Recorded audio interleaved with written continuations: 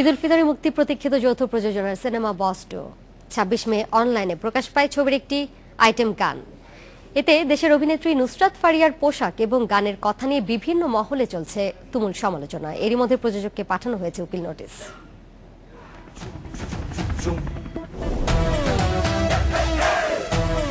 যৌথ প্রযোজনার সিনেমা বস 2 কলকাতার জিৎ শুভশ্রী মূল চরিত্রে অভিনয় করেছেন সিনেমায়। ছোট চরিত্রে দেখা যাবে এদেশের নুসরাত ফারিয়াকে। প্রিন্স শাহনওয়াজ হোসেনকে আমি নিজের হাতে মারতে চাই। সব ঠিকই ছিল, সমস্যা তৈরি হলো ২৬ মে নুসরাত ফারিয়া অভিনীত আইটেম গানটি প্রকাশের পর।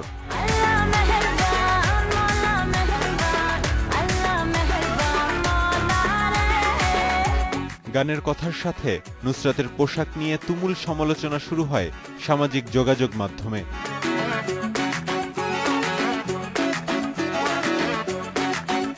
তিন দিনের মধ্যে গানটি অনলাইন থেকে নামিয়ে ফেলার জন্য প্রযোজককে রোববার পাঠানো হয়েছে উকিল নোটিশ। আমি এখন পাইনি, কাগজ হাতে পাইনি। হাতে পেলে আমার যে লয়ার আছে, আমাদের যে লিগ্যাল অ্যাডভাইজার আছে জাজের, তারা এটার জানাবে কি করা উচিত, কি করবে। অনলাইনে 3 দিনে গানটি দেখা হয়েছে প্রায় 5 লাখ বার। লাইকের সাথে ডিসলাইকের সংখ্যাও চোখে পড়ার মতো।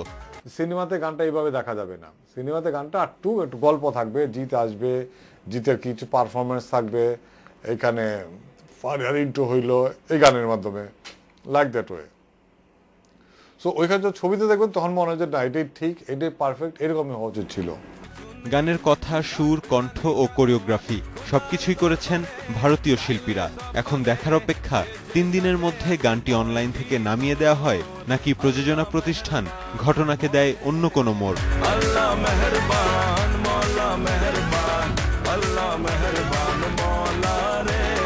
ইয়াসিফ আকবর, ইন্ডিপেন্ডেন্ট নিউজ, ঢাকা।